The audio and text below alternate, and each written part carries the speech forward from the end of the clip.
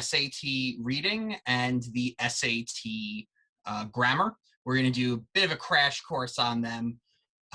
So if you have any questions, let me know. You have that little function in there that lets you, raise your hand or shoot me a question. Feel free. And we're just going to get going with the strategy for the SAT reading. All right, so the SAT reading. Now, one thing I like to ask my students when I typically start this lesson is, have you ever wondered what a standardized test, like, what does that actually mean? What is a standardized test? Well, the standardized test is just a test where there is, there are patterns. The standardization is they have to ask you similar questions on similar topics in similar ways with similar answer choices. That is the standardization. If they didn't do that, then you couldn't compare a March test to an April test. So this is also why, as much as the College Board likes to pretend it doesn't, test prep helps. There are patterns. So what I'm going to do today is I'm going to attempt to my best to show you what those patterns are for the two sections. Now, in the reading section, it's a little bit more of an art than a science because there is a broad range of passages they can throw at you. However, there are only a finite number of questions, types of questions, that is. So what we're going to go over is we're going to go over how to read the passage and how to avoid traps and how to answer the various question types. And then what we're going to do later is we're going to shift our focus over to grammar, and we're going to spend some time on the most recent test, that March 2021 test. And we're going to go over, I'm going to teach you the strategies for various grammar questions, and we're going to see them in action. All right, so. All right, so now the SAT grammar, not the SAT grammar, the SAT reading, how do I put this? The SAT reading is a test that, you have enough time to do it, but you don't have time to screw around. I want you, when you get there, I want you to just dive in the passage, just go for it. But there's a certain information, because it's standardized, there's certain information that they're just going to care about way more than other information. All of these passages, there's two types of passages. There is the literature passage, and there is all the others. Now, yeah, there's history, social science, natural science. All of those other passages other than literature are trying to persuade you of something or inform you of something. Ergo, there's an author. That author has an opinion. He is trying to convey that opinion or trying to convey information to you, so they are structurally similar. What you can do is you can view these passages as this game of they say, I say. They're going to be people the author references. They will have opinions and they will state facts. There is an author. The author has opinions and will state facts. He may or may not be trying to persuade you of anything, but he will have thoughts and he will express his opinions in some manner. So the first thing I'm going to show you is I'm going to show you the I say portion. Now, when you're dealing with the I say portion, these are, how do I put it? The I say portion is pretty easy to identify. It's not as important at, oh, sorry, that's not what I mean. We're starting with the they say portion. The they say portion is not as important as the I say portion. However, it is much easier to identify, so I like to start there. So the first part of the they say is just names. Sometimes you'll be reading along and you'll eventually just get to a name like this one, Waldvogel. And what a name that is. Well, Waldvogel has an opinion. According to Waldvogel, gift giving represents an objective waste of resources, right? Okay, that right there, that is Waldvogel's opinion, right? Then there's also groups of people. Now, when you're dealing with groups, like, this would be, for example, here. Anthropologists described gift giving as a positive social process, blah, blah, blah, blah, blah, blah, blah. So this is what anthropologists think. Great. But now it gets a little bit sillier, because it also includes unidentified groups of people. Unidentified. The unidentified groups of people are, for example, this. If you take a look up here, this frequent experience of gift giving can engender ambivalent feelings. Where is it? Many relish the opportunity. Okay, many, that is a group of people. It does not say who many are. They are unidentified, but it is still a group, and that group has an opinion. Those are the big types of they say. Basically, when anyone's having an opinion, you should note it. Now, there's the I say. The I say applies to the author's opinions. Now, these are a little bit more buried, because they don't need to reference exactly who the speaker is every time. He will just say them.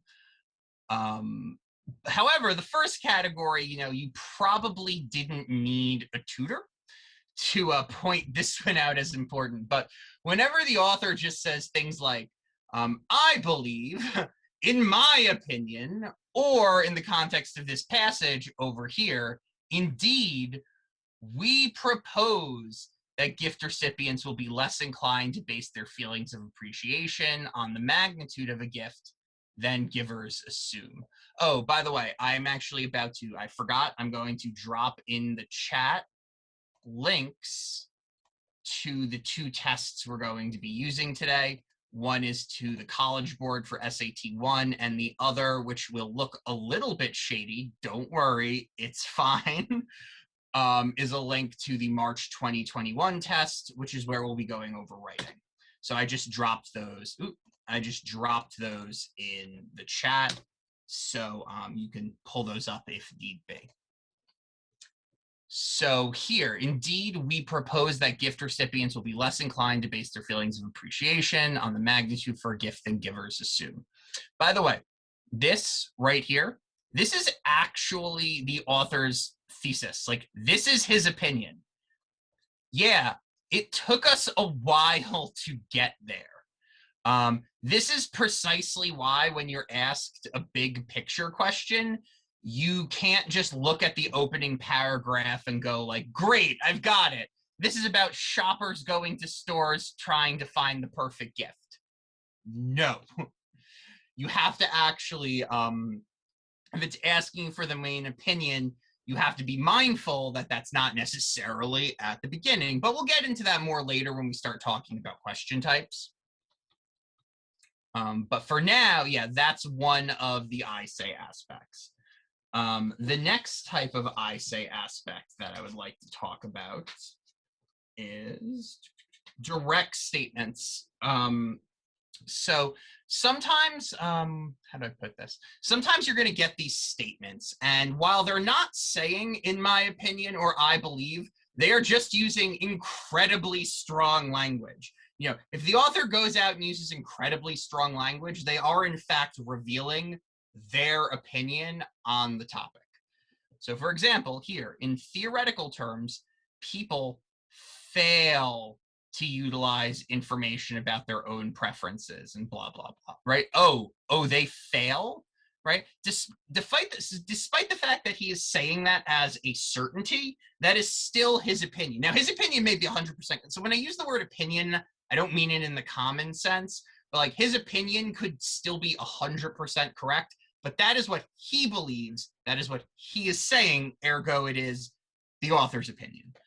But here, people fail to utilize. Like, fail is incredibly strong. Not they're bad at, not they sometimes mess it up. They fail, which is, the strength of that makes it something you want to be on the lookout for. Next up are statements of cause and effect. So here, for example, um, many relish the opportunity to buy presents because gift giving offers a powerful means to build stronger bonds with one's closest peers.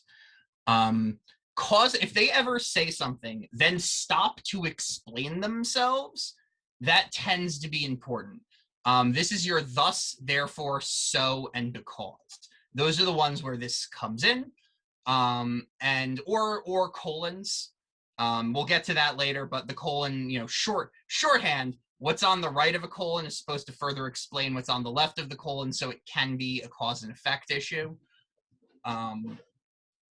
So yes, that is another thing to be on the lookout for. Next up, shifters. So shifters are things that change the topic. This is your but, yet, nevertheless, nonetheless, however, despite, those types of words. There's actually a bias in English that's pretty interesting. When you use a shifter, typically what that means is the information after the shifter is the good information. Like, that's actually what you're trying to convey. Like, let's take the sentence, everyone went to the mall but me.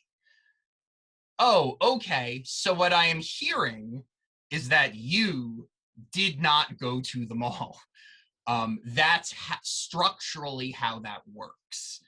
So whenever you see one of these, you want to note them, because it's either going to be changing the topic entirely or highlighting similar information that rebuts what's going on. That's what the author actually wanted to try and tell you. So for example, here, economists, however, right after our thing on what anthropologists think, economists, however, offer a less favorable view, right? Okay, so economists, this thing that the anthropologists were just thinking, economists disagree. That is explained, the however indicates the relationship between those two views. Next up, comparative words tend to be good. They don't use a ton of them in this particular passage, but if you see a more, a less, an always, those types of words, those are something to be on the lookout for, because the SAT loves asking you those types of things later on. Yeah, and those are the things you want to be on the lookout for. Now, I know it sounds like I threw a lot at you, but this is more of an art than a science, and I just want your head to be in the right space. But like, don't freak out if you forget some of them. Everything will be fine. All right. So now, one note on how you should actually read the passage, and believe me, this is a really good one. As you are reading the passage, what I want you to do is, do you see how my pen, like my little pen icons here? So what I do is, as I read, while not making contact with the page, allow my pencil to come across the page as my eyes hit the words, and then bring it back to the start of the next line and repeat the process. Now, this does two things. One, if you've ever had the moment where it's just, let me adjust this camera so you're not just getting my head. If you've ever had that moment where you go, well, I certainly looked at all the words in that sentence, but at no point did any reading occur. Well, it cuts way down on that. And if you've ever accidentally read the same sentence about 4 times in a row, it stops that. Like, you just can't do that anymore if you're doing this passage appropriately. Realized it looked like I was looking off into the corner because that's where my screen was. So, yes. One important thing to note with this is that do not lead with the pencil. If you lead with the pencil, then you are in the realm of a speed reading technique, which is where I borrowed this from. And unless you're really good at it, you will just go back to not reading the passage. So lead with your eyes and let the pen or pencil follow. Don't lead with the pencil. All right. So now what I'm going to do is, next up, I'm going to actually teach you how to answer the questions and what trap answers look like. But to do that, you actually have to read the passage. So I'm going to give you guys 5 minutes to read this passage.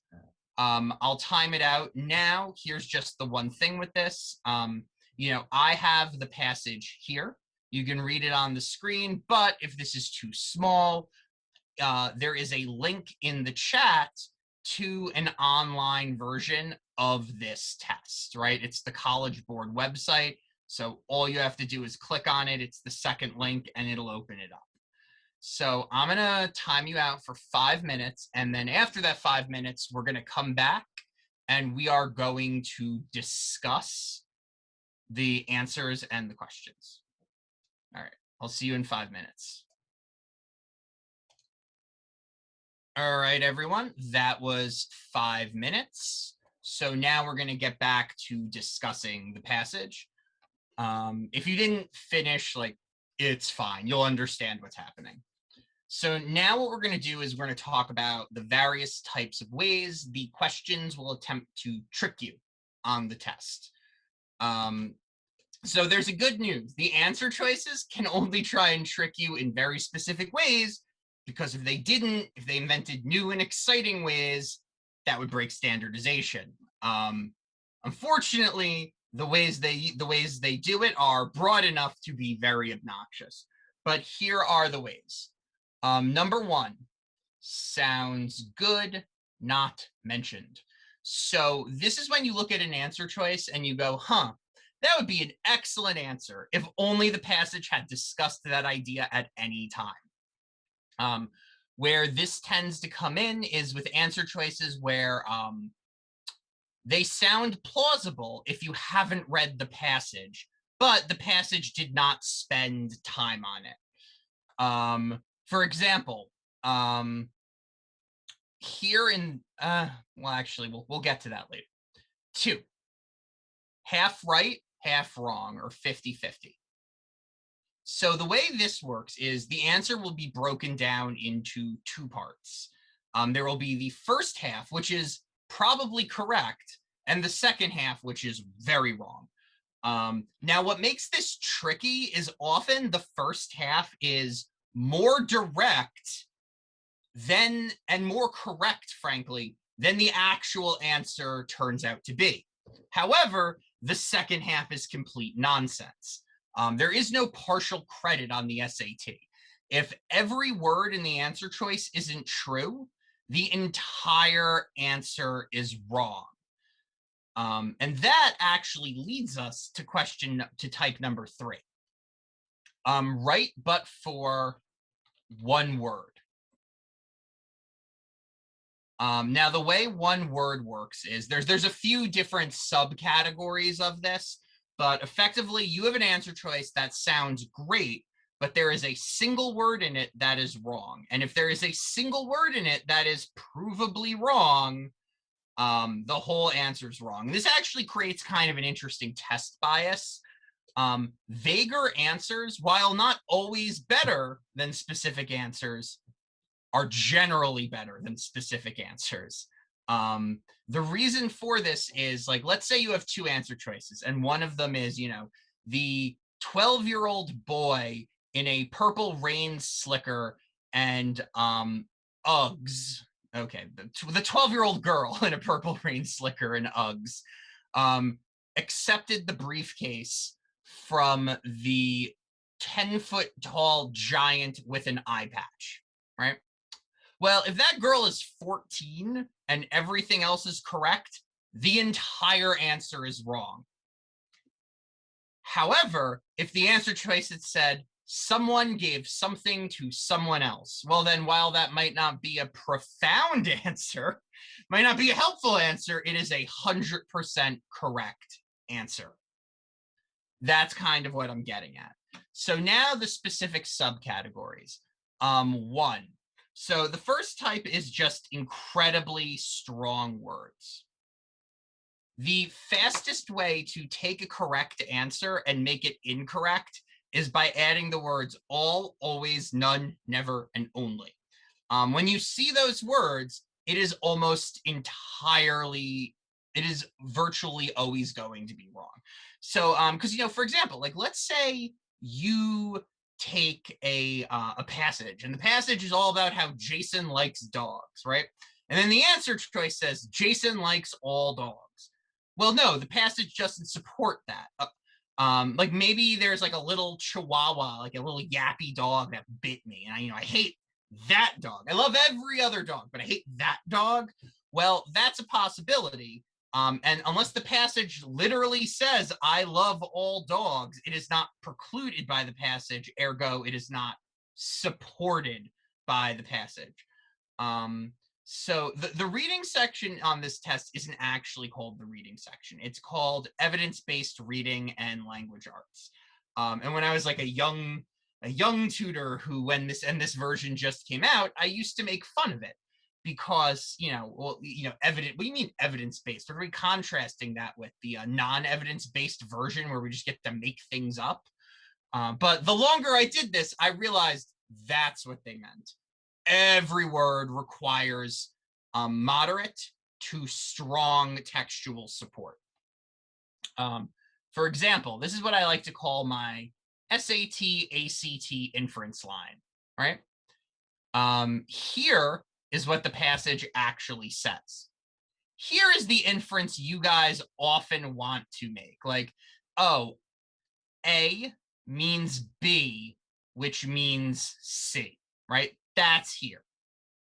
This is the inference you're actually allowed to make. Oh, A almost directly implies B. Like, you can go one step with your inference. Once you've created a chain, you've gone too far. And this is where the ACT is, where it's almost a word-for-word match. So, but that's the first type, strong words. Now, most and least are also incredibly problematic, but they are easier to support, and more and less are not problems, but they are something to be checked to make sure they're accurate. The next type, degree.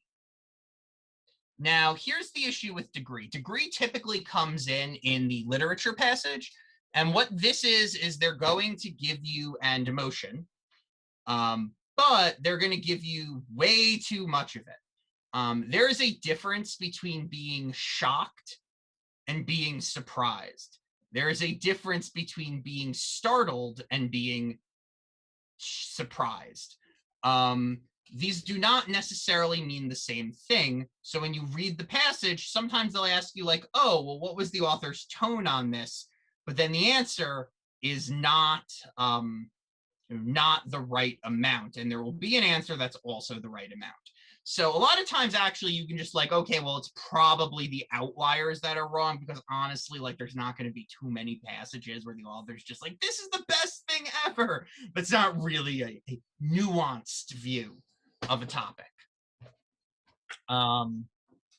So there's degree. Subcategory 3. Sometimes, and I hate this one, sometimes they will just make up one word. Like, you'll be reading through the answer choice and everything's great, and then all of a sudden you'll hit the word surprised, and it's like, well, I remember the passage saying he was surprised. Or even worse, and we'll get to the paired questions in a minute, but in a paired question where you have to prove your answer, like, the passage supports surprised, but the line reference you got the answer from does not, so it can't be the right answer. This is a game they like to play. It's very obnoxious, and you need to be on the lookout for it. 4.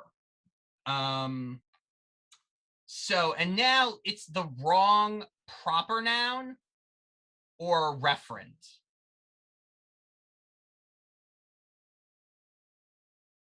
So what are proper nouns and reference? Proper nouns and reference are, rather wrong pronoun or referent, my apologies.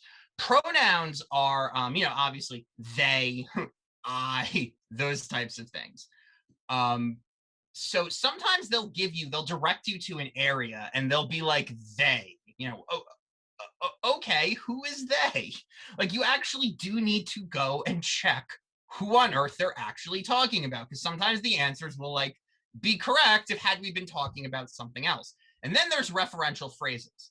So referential phrases are basically pronouns, except, it'll be like those results, right? Well, in order for this to make any sense, we have to have already begun to talk about the results. So we need to know what the results were in order to understand where we are. And that's a place where they like to play games by throwing you the wrong referent. All right. And now 4. They don't do this one all that often, but it definitely is worth mentioning. Wrong person, place, or time.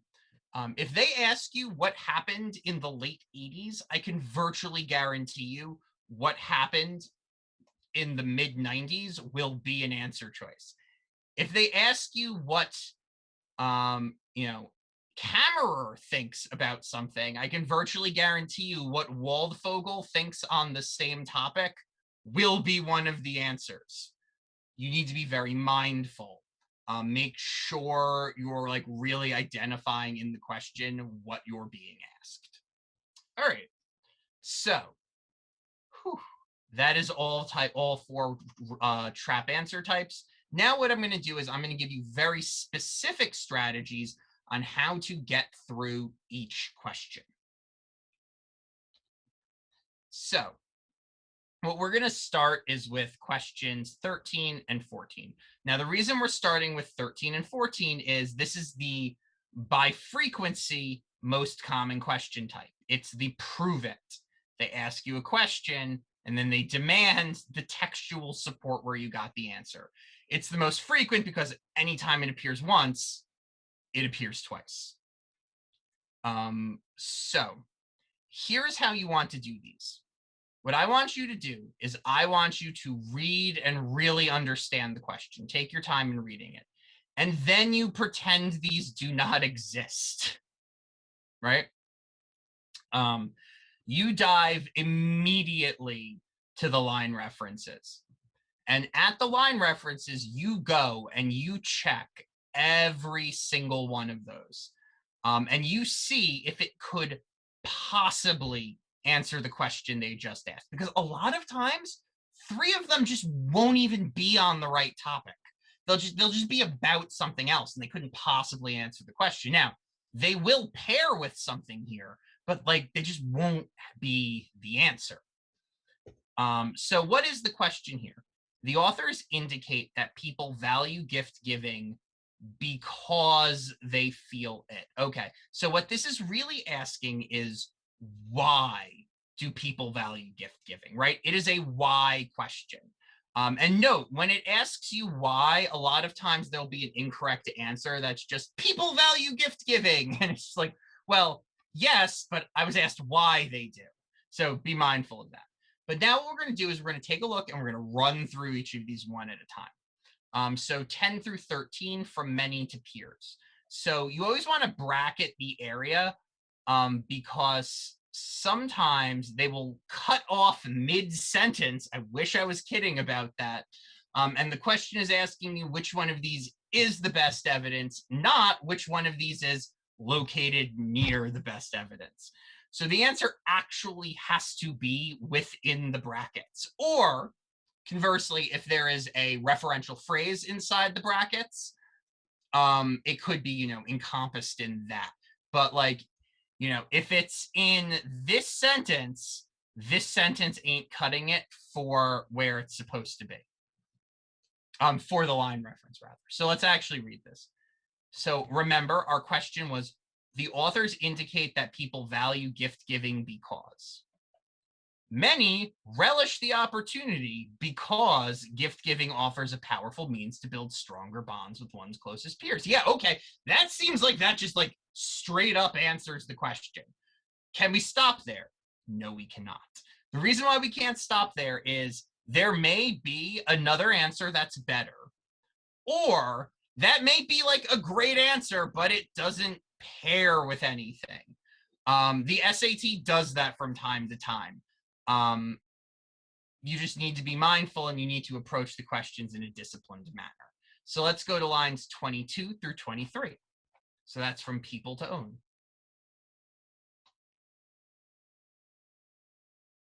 People buy gifts that recipients would choose not to buy on their own. That could not possibly answer the question, why do people buy gifts? Like that just isn't. Or rather, not even that, why they value gift giving. Like that has nothing to do with the topic. So that's dead to us. 31 through 32, research to perspectives.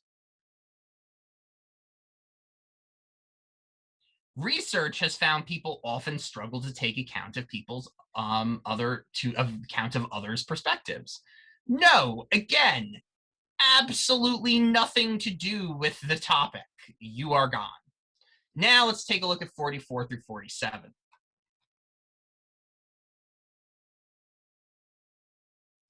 Is that line? I forgot to look at the words. Although to unfounded. Nope, that is definitely not it. Although, by the way, that's why it's always good to check the first and the last word so you don't like accidentally pick the wrong line reference. Although a link between gift price and feelings of appreciation might seem intuitive, such an assumption would be unfounded. Again, no, that's not even in the ballpark of why people like gifts.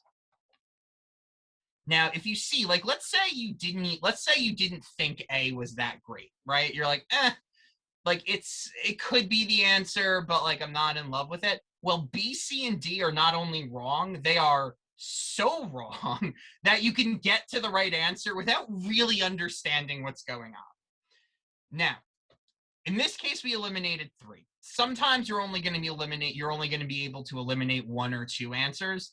That's when you start playing the matching game. And you see what this pairs with. So we're just going to refresh our memory on what 10 through 13 actually says. Okay, people relish it because it allows them to build stronger bonds with one's peers.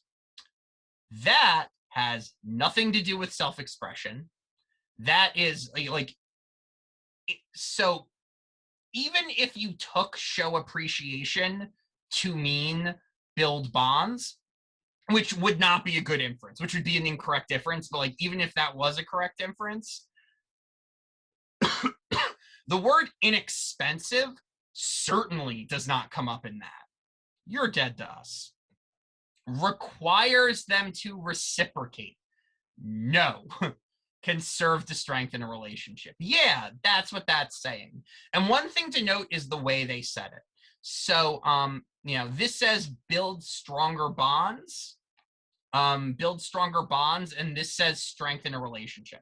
They both mean the same thing, but it's a paraphrase. Direct word matches are not the best thing. They're frequently traps. Effectively, they'll have a direct word match, but then some other part of it will be wrong. It's not that direct word matches are always wrong, but if you think you're getting a direct word match, it's a red flag. Be very suspicious. All right, on to the next question. Oh, by the way, does anyone have any questions on any of the things we've just talked about?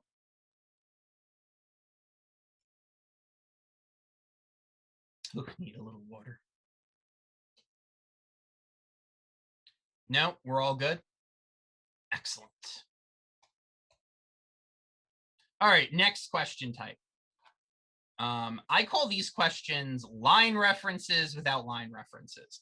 What they're going to do is they're going to ask you a detail, and then they are not going to tell you where in the passage that detail can be found.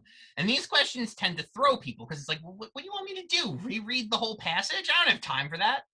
You'll reread the whole passage. Don't worry. The questions are generally, again, the SAT has rules, but they also love to break their own rules every now and again. But they are generally in chronological order. So if you get a detailed question at the very end, like question 21 is the last question of this passage, if you get a detailed question at question 21, then the answer will probably be here, somewhere in here, towards the end, and probably in this last paragraph. Now, For this particular one, of course it is, because it would be a terrible example if this was one of the exceptions, and I'm the one who put the lesson together. But that type of meta-analysis aside, let's take a look at it. So if we read this question, the author would likely attribute the differences in gift giver and recipient mean appreciation as represented in the graph too. So at first, this is asking you, how would the author, how would the author explain the difference in the graph, right? Well, if we look at the graph, this is literally what he spent an entire passage talking about. You know, there is a disconnect between price and what something costs and how they think it will be received versus how something is actually received and the cost. So, right, not super helpful, literally what we were talking about for the entire passage. But if we look here and we see how they would attribute that difference, well, if we read into this, yet despite, oh, remember our shifters? Despite the extensive experience, aha, we're getting there. This is talking about experience, and this is saying how would they explain the differences. Actually, that's not, don't worry about that. That's not the directing match part. Yet, despite extensive experience they have as both givers and receivers, they often struggle to transfer the information gained from one role and apply it to the other. Now, that's a statement that they have the problem. Not why they have the problem, but that they do in fact have the problem. Here is why they have the problem. People fail to utilize information about their own preferences and experience to produce a more efficient outcome. This is why they fail to utilize the information that they have. Like, you know, they've received a million gifts and they know the types of gifts they like, but they fail to transfer that to the other thing. Right? Now, if we look at the, oh, by the way, that's one thing I like to do. I go find the answer before looking at the answer choices for this type of question. The only thing where I'm diving into the answer choices first is those back to front questions. Everything else, I like to go find what I think is an answer, then go to the answer choices. You know, if I look and I have, I'm just drawing a blank, by all means, go to the answer choices.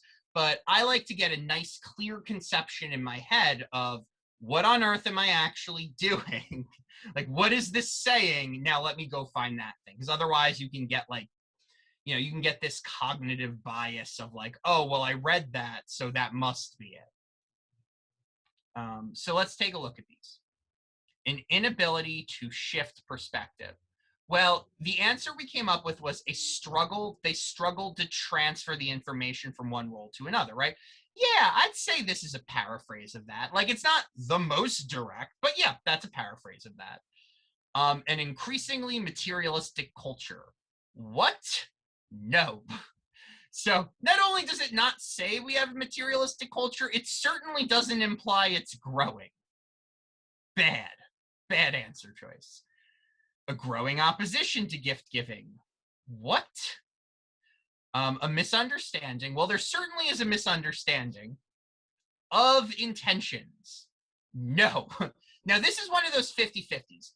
When I'm doing a private lesson and the client gets this wrong, typically this is what they've put. Because there's certainly a misunderstanding running around. But it's not of intentions. Misunderstanding of intentions would be the person why'd you buy me that gift? What do you really want? So that's what that would mean. So that's why that's just wrong.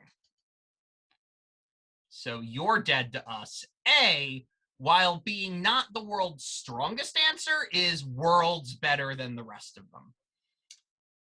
Next up, function questions. So function questions are questions where is the one I'm looking for? Here we go, 19. So here it says, the authors refer to the work by Kammerer and others in order to, right? Once you see in order to, serves the purpose, functions as, primary purpose, what you have to remember is these are not what questions.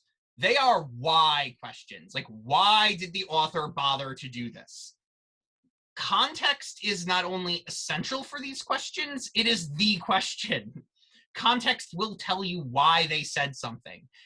If you just read the line, odds are you are going to come up with what did the author just say.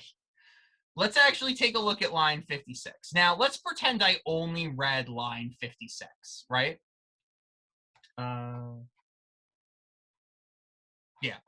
So it starts at line 655, but so according to Kammerer and others, gift giving represents a symbolic ritual whereby gift givers signal their positive attitudes, blah, blah, blah, blah, blah.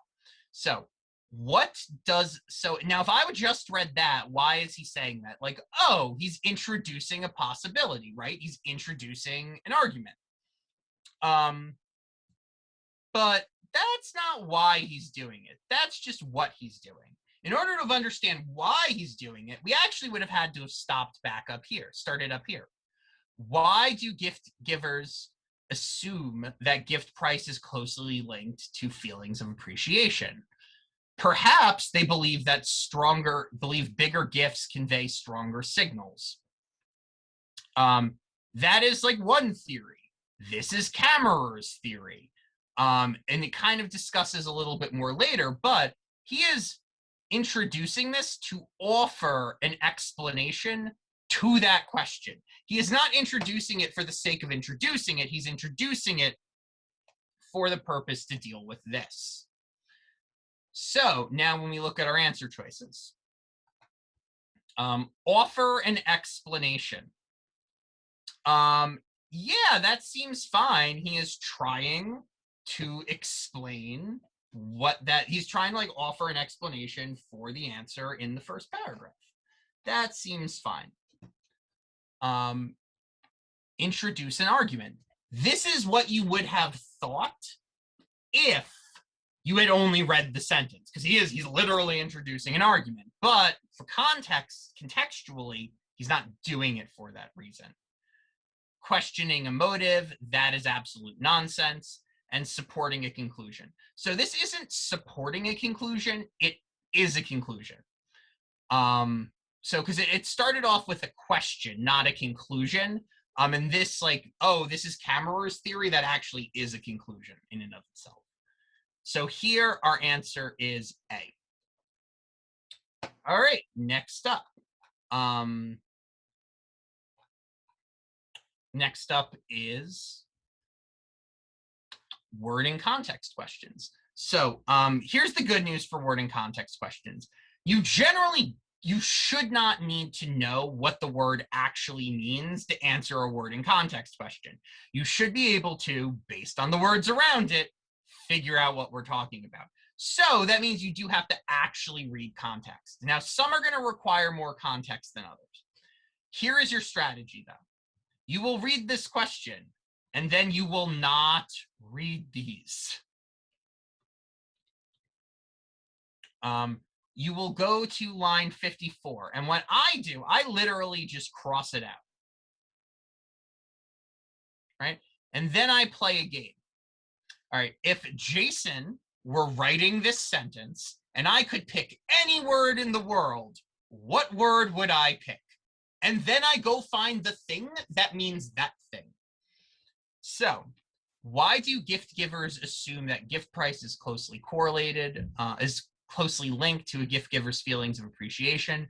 Perhaps givers believe that bigger gifts blank stronger signals of thoughtfulness and consideration. Like if I were writing this sentence, I would probably say give or send, something along those lines, right? Like they take it from point A and they send it to point B, right? I actually might use the word convey, but that's like not helpful. But let's go find the word closest to send or give when it comes to another person, right? Well, it's certainly not transport. That's literal. Exchange implies something going in two directions. Counteract is nonsense. oh, communicate.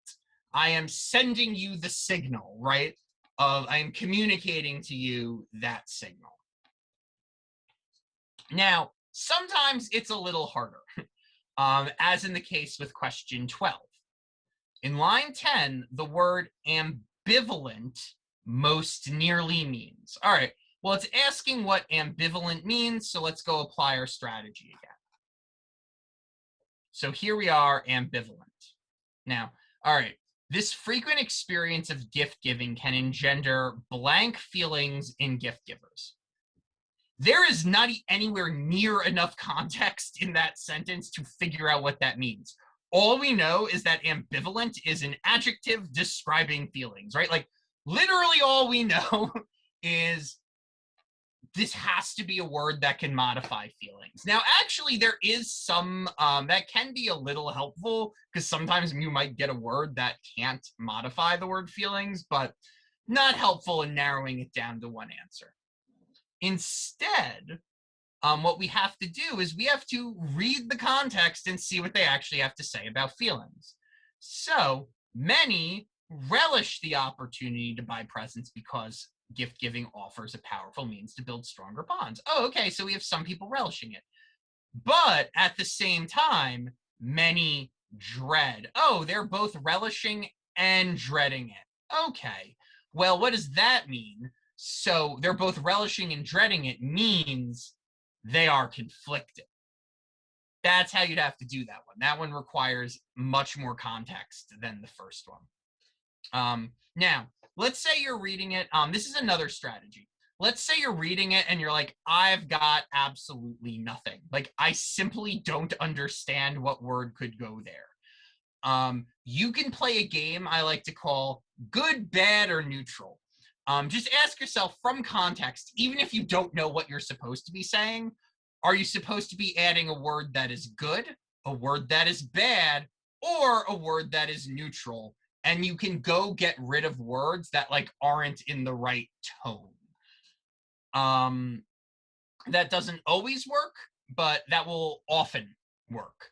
And that can actually work on other question types too, like if they're asking someone's feelings about something, you know, sometimes you can get a shocking amount of value out of good, bad, neutral.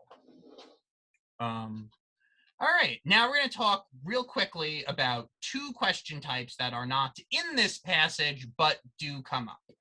The first is big picture questions. These are your questions. Please summarize.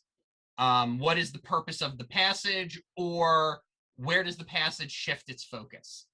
What's important here, and it's actually kind of interesting they didn't ask it about this passage, because this passage is like perfectly teed up to ask a confusing one of these. What you have to do is you can't just like, if it's asking what's the purpose, well, here is a perfect example. From here to here, the authors are discussing their thesis, right? Like, this is what we think. The first half of this passage, though, is them discussing what other people think. Well, we spend half the passage doing both of those, right? The answer cannot be the author, the purpose was to give the author's opinion. We spend half the passage talking about other people's opinions. But at the same time, it can't be, the purpose can't be to discuss other people's opinions, right? So the primary purpose would have to be something that encompassed both of them. For shifts, what you don't want to get lost in the minutia. You want to think about the passage in chunks, just like the last one. Okay, this chunk did this, and this chunk did this. You're dealing from a big picture perspective. Like, don't get lost in individual lines. Think in terms of paragraphs or halves. More likely halves than paragraphs, to tell you the truth. Yeah.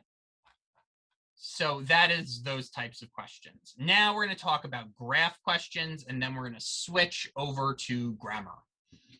So here's the deal with graph questions. So there's really only two ways they can try and trick you with a graph. One way is they will give you like just an absolutely inscrutable graph, to the point where you might go, why would anyone ever give me information in that way? That was so confusing. Surely, scientists, you could have come up with a better graph, right? Well, this particular thing is trying to trick you. It's not like they're real graphs. One example of this, and this is a real graph, is a graph that lacked a y-axis. It was talking about the percent yield of grain, right? This dotted line was on the graph. It represented 100% yield left to right. Up down meant nothing on this. Like, this was a 0% yield. This was 100% yield. And what they tried to do at one point was to get you to think that this was higher than that. It is not. The graph is only left, right. They are equal. Whew. All right. Last thing, I promise. Well, last thing on this section, and then you have to listen to me for another hour on grammar. The other way they're going to try and trick you on graphs is by making you infer something. So let's say this is our graph, right? And on this axis is number of dinosaurs. And on this axis is millions of years ago, all right? And let's say the graph looks like this. This represents present day. This is, and this here would be like 300 million years ago. So let's say this is the graph, right? Oh, we're going along. Oh no, we've like crashed to nothing right about there, right? So now one of the questions could be, what does this graph best which of the following statements is best supported by this graph, right? Now, let's say one of the answer choices is 300 million years ago, an asteroid hit the Earth, wiping out the dinosaurs, right? Now, that may be correct, and that literally might be stated in the passage, but the question didn't ask you what was supported by the passage and the graph. That is a question type, by the way, but that's not what this is. Not what is supported. There's just asking you what is supported by a graph. By the graph? Well, guess what? The word asteroid does not appear on that graph. So the graph does not support anything to do with asteroids, and that's like a way they would trick you. By the way, for the science-minded out there, I have made this number up. Please do not get in your head dinosaurs died out 300 million years ago. In fact, I think it is more likely that that is wrong than that is correct. Just throwing that out there. All right, so that is how to read the passage, what answer choices to be on the lookout for, and how to actually answer the questions. Great, you know everything. Okay, so thanks for watching, and please remember to contact us at info@embracetutoring.com to set up any personalized private tutoring sessions you would like. Stay tuned for future videos, and best of luck with your studies. We definitely encourage you to visit our Instagram as well as TikTok pages if you have any questions along the way. Take care, guys. Best of luck with your studies.